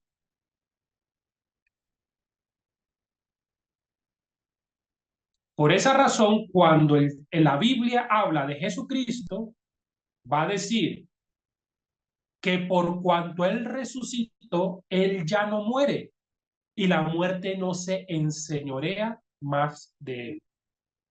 Así que yo me hago esta pregunta. Con lo que ustedes están escuchando, ¿logramos dimensionar la esperanza que tenemos en Cristo? La esperanza de nada más y nada menos superar de manera definitiva todo lo que se introdujo al mundo por la caída del primer Adán. Eso es lo que nos está diciendo Pablo en su teología. Ese es el contraste que nos está presentando Pablo en su teología. Pero no solamente eso. Miren también lo que nos va a decir Pablo. Y antes de explicarle este nuevo planteamiento, he tomado este texto de la página 89 del libro de Juan Stan para que así también podamos entender. En el libro Escatología Bíblica y la Misión de la Iglesia, Juan Stan, que por cierto, Juan Stan llegó a ser estudiante, cuando Juan Stan estudió en Suiza, llegó a ser estudiante de Oscar Cullmann. Oscar Cullmann llegó a ser profesor de Juan Stan. Entonces, el tema de la creación es tan importante que domina la primera página de la Biblia y también la última parte de la Biblia. Cristológicamente hablando, la nueva creación, va a decir Juan Stan, comenzó con la resurrección de Cristo. Es decir, Cristo ya experimentó la nueva creación. ¿Qué es lo que está faltando? Que cada uno de nosotros experimentemos de manera definitiva esa nueva creación. Pero aquí viene un asunto. El famoso pasaje de 2 Corintios capítulo 5, versículo 17. Conocido por todos, ¿no? De modo que si alguno está en Cristo, nueva criatura es. Las cosas viejas pasaron, todas son hechas nuevas. Léanlo conmigo de la siguiente manera. Quiero que presten atención. ¿Saben qué está diciendo Pablo en este pasaje? Pablo está diciendo en griego, el texto está diciendo en griego lo siguiente. De modo que si alguno está en Cristo, es una nueva creación. Es una nueva creación. Por consiguiente, nosotros los cristianos, nosotros el pueblo de Dios, ya estamos experimentando la nueva creación al estar en Cristo. ¿Qué es lo que estamos aguardando? ¿Qué es lo que estamos esperando? Exactamente lo mismo que experimentó Jesús, la resurrección de entre los muertos. Que nuestro cuerpo mortal, dice Pablo en Filipenses, sea revestido de inmortalidad. ¿Sí? Que este cuerpo de humillación sea revestido de inmortalidad para ser semejante al cuerpo de gloria que tiene Cristo. Pero nosotros desde ya estamos experimentando la nueva creación.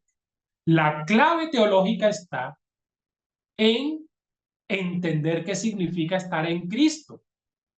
Y estar en Cristo no significa solamente o simplemente ir a una iglesia. Esa ha sido como la falencia que hemos tenido, ¿no? Estar en Cristo no significa eso necesariamente. Muy bien.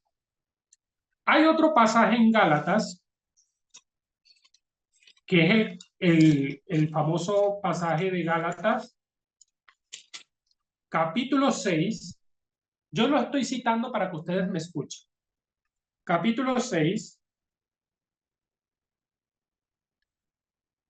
versículo 15. Y Pablo, miren lo que va a decir acá.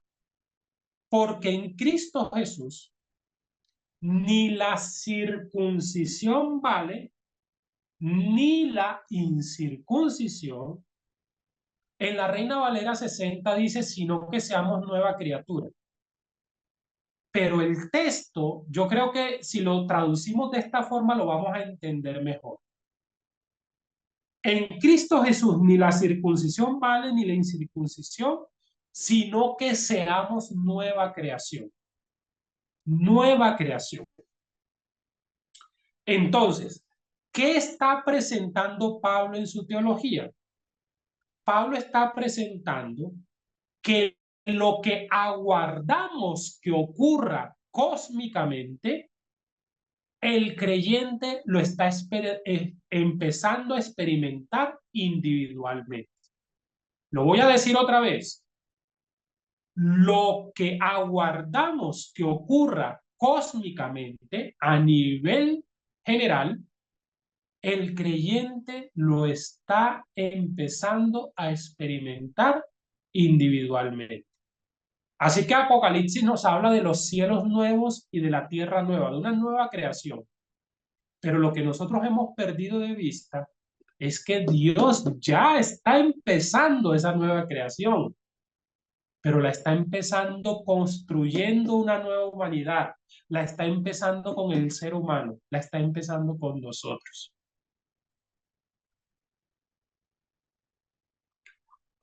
Por esa razón, también en el capítulo 15 de 1 Corintios vemos que dice, y así como hemos traído la imagen del terrenal, traeremos también la imagen del celestial.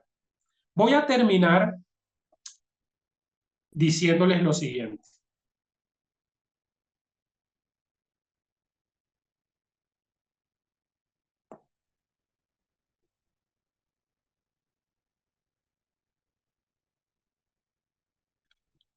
Yo les cité a ustedes al comienzo de mi participación en el día de hoy este pasaje de Efesios capítulo 4, versículo 13. Permíteme, lo busco acá y les voy a matizar un dato.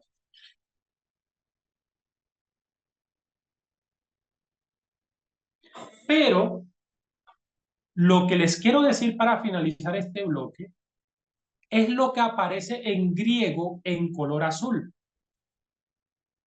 Y eso que aparece en griego en color azul es el inicio del versículo 14. Presten atención que aquí estoy haciendo un cierre y este cierre también representa esa cereza del pastel de este bloque último que les he dado. Entonces, dice en griego lo siguiente: is andra telio, is metron ilikian, dice, ilikias, tu pliromatos, tu Cristo. Ina miketiomen nipi. ¿Qué significa lo que está en color azul? En color azul, dice el texto bíblico,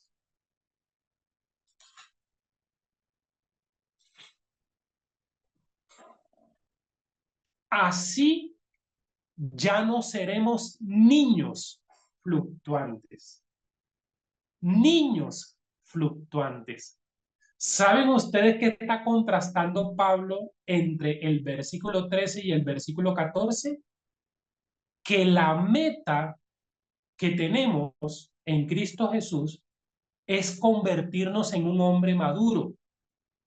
Por eso aquí lo dice la Biblia, las Américas, la palabra hombre maduro, un hombre adulto.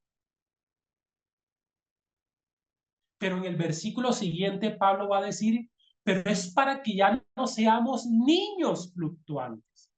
Por consiguiente, la humanidad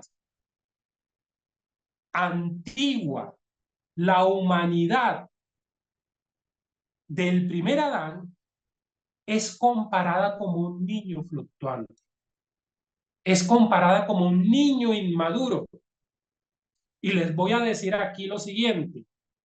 Así como el proyecto de Dios está encaminado a convertirnos en una humanidad madura, tal como es Cristo, la estatura de Cristo, el proyecto de las fuerzas del mal consiste en mantener a la humanidad en un infantilismo. Consiste en mantener a la humanidad en una inmadurez.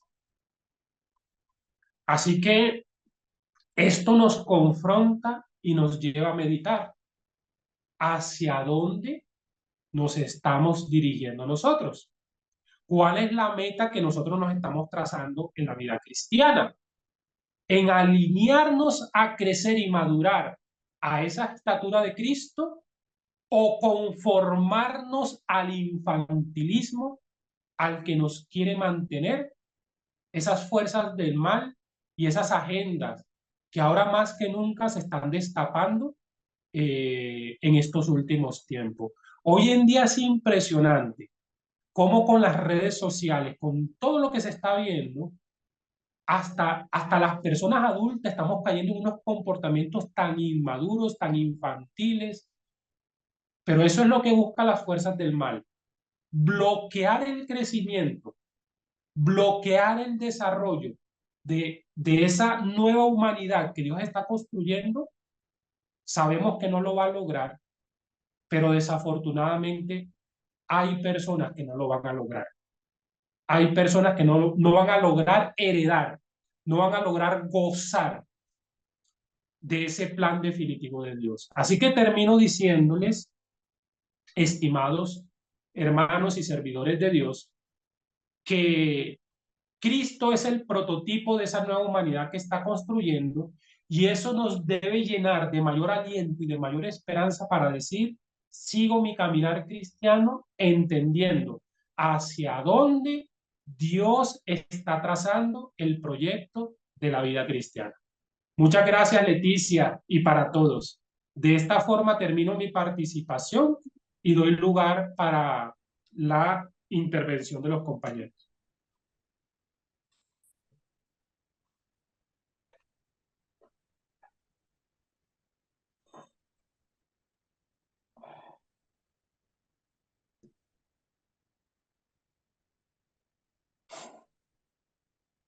Adelante, Manuel Freddy. Y luego Eduardo Bringas. Bien, hermanos, buenas tardes a todos. Primeramente, gracias al profesor por sus enseñanzas y sus temas muy profundos que ha tocado. En serio, hoy es otro nivel ahora. Quiero compartir un comentario para de repente aclarar un poco más el panorama con todos los demás hermanos. Y los demás hermanos también compartan, porque así aprendemos de ustedes también el panorama del tema que el profesor nos da. Estudiando teología, he podido ver, por ejemplo, que Dios en toda su palabra nos revela 4 creaciones. Podemos ver a los ángeles. Yo sé que hay varios rangos y todo, pero en forma general los ángeles son uno. Luego Dios ha creado a los seres humanos, mire, y de los seres humanos ha hecho 3, ha sacado a 3. Sabemos que de Adán y Eva y toda la humanidad, los gentiles. Luego Dios crea un pueblo especial, como para los representantes, los sumos sacerdotes, y la promesa que le hace a Abraham de hacer un pueblo especial. Así que ya hay un pueblo y los gentiles. Luego viene Dios mediante ya encarnado en Jesucristo, y de los 2 pueblos saca uno. Y eso es lo que Corintios nos dice, una nueva creación en Cristo. De los 2 pueblos ahora tenemos una nueva creación de seres humanos. Es lo que el profesor está ahondando. El Jesucristo es el prototipo. Y nosotros queremos ver, mire, que la creación en el Génesis se lo atribuye a Dios. Génesis 1, 2 y todo el Génesis. Se lo atribuye a Dios. Pero ya en los evangelios, para la revelación de nuestra dimensión en que estamos viviendo, podemos ver que ya Juan nos dice que es en Jesucristo. Colosenses dice en Jesucristo. Todo visible, invisible, todo lo material, todo lo que vemos, ¿no?, se hizo para Él y por Él. Entonces, no puede haberse creado la nueva creación de los seres humanos en un ángel, en un líder humano. No, tiene que haber sido Jesucristo. Jesucristo se encarna y nosotros como cristianos tenemos que ser esa nueva creación. Eso lo tenemos que tener en la mente y en el corazón, pero aparte de eso, hermanos, eso tiene que salir a nuestra conducta. O sea, esa fe que todos tenemos tiene que salir a nuestro comportamiento, a nuestro diario vivir, por la fe que nosotros tenemos. Unificarse nuestra fe en la Escritura, en la que Pablo pensaba, en la que Jesús nos deja. Unificarse. Pero como decía el profesor, si creemos en nuestra mente y en el corazón y vivimos diferente y nos comportamos diferente y tenemos una conducta diferente, no encajas. Es como ser una persona hipócrita. Nosotros tenemos que nuestra fe serlo real y madura. Es muy interesante lo que ha podido explicar, pero por favor, hermanos, nunca salgamos del margen que Jesucristo es el Dios encarnado, porque por ahí hay algunas universidades también que solamente lo consideran a Jesús como un prototipo, como un molde, pero no lo consideran como el Dios encarnado y no lo reconocen como Dios hecho humano. Y Juan nos dice, todo espíritu que no reconoce a Jesucristo que vino en carne, pues no es de Dios. Muchas gracias y felicidades, hermanos, a todo el grupo y al profesor, muy amable. En verdad me ha hecho pensar bastante, recordando clases muy anteriores. Los felicito a todos, que Dios los bendiga y un abrazo para todos de lo que pude aportar, hermanos. Muchas gracias. Entonces, gracias. Tenemos a Eduardo y Amelia. Gracias, Manuel. Gracias. Buenas tardes. Gracias a Manuel por tu reflexión. Muy importante. Buenas tardes, profesor. Buenas tardes, colegas. Profesor, concretamente quería preguntarle una cosa acerca de la doctrina paulina que usted hoy ha reflexionado y ha presentado de forma muy clara e interesante. El punto de los dos Adanes, así como otras ideas paulinas, las tendríamos que no serían realmente doctrinas propias del apóstol Pablo, sino que en este aspecto, en otros seguramente, y eso es lo que quiero que usted nos aclare, él habría tomado ideas ya anteriores, las habría mejorado, pulido y presentado de una manera más teológica, ¿no es cierto? Es lo que yo he entendido. ¿Es mi pensamiento correcto o solamente son muy pocas esas doctrinas paulinas que él ha tomado como referencia a otros, otros creyentes cristianos previos o pensadores previos? Quisiera que me aclare eso porque hay otras doctrinas paulinas sobre, por ejemplo, el arrebatamiento, etcétera, etcétera. De pronto no son como yo creía antes, corríjame, doctrinas 100% paulinas, ¿no? De desarrollo paulino. Gracias, doctor. Bueno, primero, gracias por la pregunta, Eduardo. Diría, cuando uno empieza a estudiar la literatura extrabíblica, que por cierto, la profesora que estuvo compartiendo con ustedes la clase anterior, mencionaba, creo que evangelios diferentes a los canónicos, ¿no? Sí. Uno empieza a entender el concepto de inspiración Y el concepto de inspiración no necesariamente excluye que los autores bíblicos hayan consultado, hayan leído literaturas que ya no están o que no forman parte de la Biblia. En el Antiguo Testamento aparecen esos ejemplos, esos casos. Literalmente donde se dice que tal episodio si está escrito en el libro de las batallas del Señor, en fin. Pero nosotros no tenemos esos libros en la Biblia. Entonces, lo que puntualizo aquí es que ese concepto sí se manejaba en otras literaturas. Es lo que puntualizo. Sí se manejaba en otras literaturas. Pero el matiz novedoso y el matiz particular que Pablo va a presentar en estos dos Adanes, en este planteamiento de los dos Adanes, es el que estamos viendo en los textos bíblicos que él presenta, ¿ya? Porque lógicamente aquí ya está articulado con el pensamiento cristiano. Entonces, eso es así. Ahora, cuando uno dice este tipo de cosas, de pronto algunas personas tienen angustia porque dicen, yo pensaba que el contenido de la Biblia, el tema de la Biblia, era algo así como que Dios le dictó a los autores bíblicos la información y era algo que viene solamente de Dios y tienen que ir copiando. No, los autores bíblicos también, ellos se documentaron, ellos también, y más si hablamos de Pablo, teniendo en cuenta que Pablo era un hombre versado en el judaísmo, era un hombre instruido. Entonces, ¿cómo no suponer que Pablo iba a tener conocimiento de esta literatura, esta bíblica, de donde también la tomó como base para luego Dios usarlo y darle la perspectiva cristiana que estamos viendo en el Nuevo Testamento? Amelia y Richard, Gracias, profesor. ¿vale? Buenos días, profesor, buenos días con todos. Buenos Gracias días. por la clase. Tengo un tema puntual donde no entendí muy bien a qué se refiere cuando dice, no, Pablo, que, bueno, el segundo Adán o el postrer Adán, porque no es Jesucristo, ¿no? Entonces, esa parte quisiera que me explique, por favor.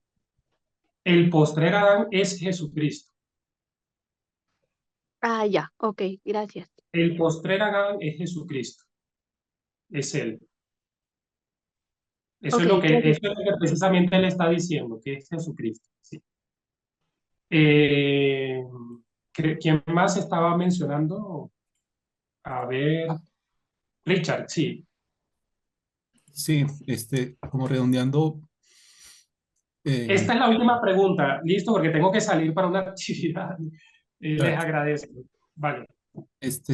redondeando un poquitico el tema de la clase respecto al pensamiento paulino, podríamos llegar a la conclusión, por lo que su merced arranca exponiendo acerca de cristología, que Pablo, siendo judío de nacimiento, su pensamiento finalmente llega es a Cristo por medio de la conversión que él recibe de la revelación del mismo Cristo ahí que narra el libro de los Hechos.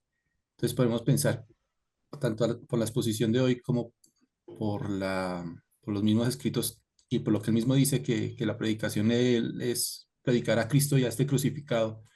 Entonces vemos que todo ese pensamiento paulino siempre se va encerrando hacia Jesús. Esa sería como la finalidad del pensamiento paulino. Claro, así es. A tal punto que, por eso les he citado pasajes bíblicos, que el objetivo que Dios está trazando es que seamos una nueva creación. Y que Cristo es la primicia de esa nueva creación. Es el primero que ha encarnado esa nueva creación. ¿Ya? ¿Y por qué razón lo digo que Cristo? Porque cuando presentamos el himno cristológico, vimos que Él vino en la condición de hombre, y vino en la condición de hombre supeditado a morir y todo.